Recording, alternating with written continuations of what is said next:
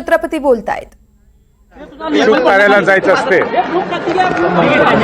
किंवा कुठल्याही मोहिमेला जायचं असते त्यावेळी अंबाबाईचं भवानी देवीचं दर्शन घेतल्यावरच आम्ही पुढे जातो।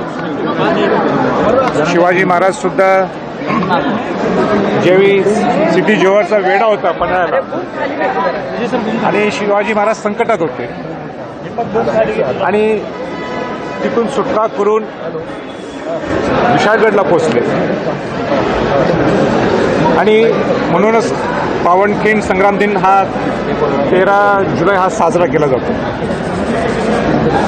पण आज संकटात खऱ्या अर्थाने विशाळगड आहे। विशाळगडावर ज्या किल्ल्यांनी शिवाजी महाराजांना संरक्षण केलं, ज्या विशाळगडाने स्वराज्याचं संरक्षण केलं, ज्या विशाळगडावर संभाजी महाराज असतील, राजाराम महाराज असतील, करवीरच्या संस्थेकडे तारा राणींची राजधानी होती, अशा ठिकाणी ज्या पद्धतीने अतिक्रमण झालेलं आहे ते कोणी खपून घेऊ शकत नाही। आणि हे औचित्य साधून आम्ही सर्व शिवभक्त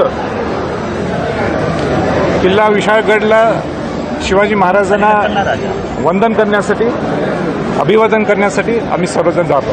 पण त्या ठिकाणी बरेच पोलिसांची फौज देखील ठिकठिकाणी उभी करण्यात आलेली आहे। बंदी आदेश सुद्धा जिल्ह्यामध्ये लागू करण्यात आले। प्रशासनाच्या भूमिकेकडे तो कसं? त्यांचा प्रश्न आहे, त्यांना जे काही करायचं। मी तर एक शिवभक्त आहे आणि शिवाजी महाराजांना वंदन करण्यासाठी मला जाण्यासाठी कोणी थांबू शकत नाही आणि ह्या दृष्टिकोनातून पूर्वी सुद्धा गेलो आणि आजही निघालोय, तोच फरक आहे। काल तुम्ही म्हणाला होता सायंकाळी की अजूनही वेळ गेलेला नाही, वरिष्ठ पातळीवरून माझ्याशी संपर्क केला जावा, तसा काही संपर्क झालेला आहे कुणाचा किंवा काय?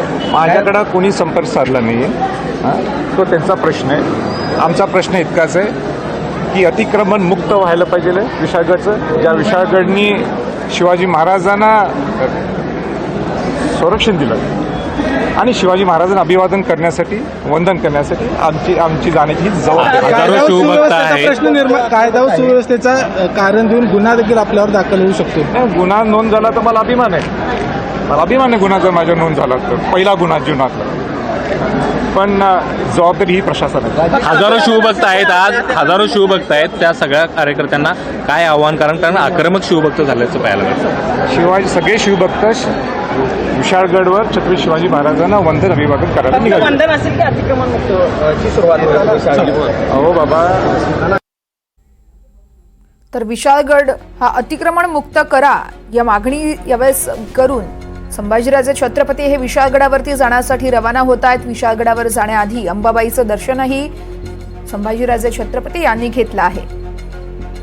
तर विशाळगडावरील अनधिकृत अतिक्रमण हटवण्यासाठी संभाजीराजे छत्रपती आक्रमक झालेत आणि त्या ठिकाणी जाण्या अगोदरच त्यांनी अंबाबाई देवीचं दर्शन घेतलंय। शिवाय पोलिसांकडून त्या ठिकाणी मोठा बंदोबस्त तैनातही करण्यात आलाय।